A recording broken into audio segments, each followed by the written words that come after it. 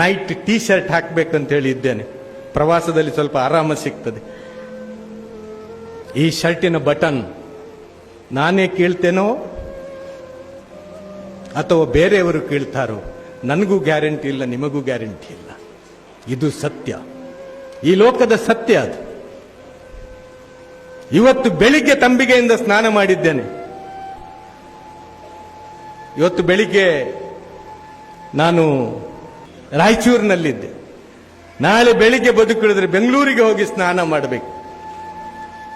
ಆ ಸ್ನಾನ ನಾನೇ ಮಾಡ್ತೇನೋ ಅಥವಾ ಬೇರೆಯವರು ನನಗೆ ಮಾಡಿಸ್ತಾರೋ,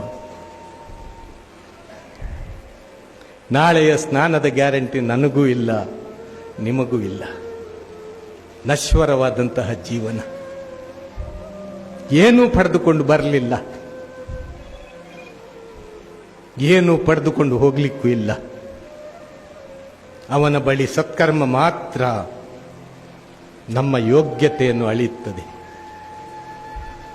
ಸಿಕ್ಕಿದಂತಹ ಒಂದು ಜೀವನ ಸತ್ಕರ್ಮ ಮಾಡಿಕೊಂಡು ಬೇರೆಯವರಿಗೆ ಒಳ್ಳೆಯದನ್ನು ಬಯಸಿಕೊಂಡು ಸಾಧ್ಯವಾದರೆ ಉಪಕಾರವನ್ನು ಮಾಡಿಕೊಂಡು, ಸಾಧ್ಯವಾಗದೇ ಇದ್ದರೆ ಯಾರಿಗೂ ಕೂಡ ಉಪದ್ರ ಮಾಡದೆ ಕಣ್ಣೀರನ್ನು ಒರೆಸುವಂತಹ ಕೆಲಸ ಮಾಡಿ, ಮುಖದಲ್ಲಿ ನಗು ತರುವಂತಹ ಕೆಲಸ ಮಾಡಿ ಈ ಜಗತ್ತಿನಿಂದ ತೆರಳಿದ್ರೆ, ಬರುವಾಗ ಈ ಜಗತ್ತಿಗೆ ಅಳತಾ ಬಂದಿದ್ದೆ, ನನ್ನ ಕುಟುಂಬ ನಗ್ತಾ ಇತ್ತು, ನಾನು ಹೋಗುವಾಗ ನನ್ನ ಕುಟುಂಬ ನಿಮ್ಮ ಕುಟುಂಬ ಅಳುತ್ತದೆ.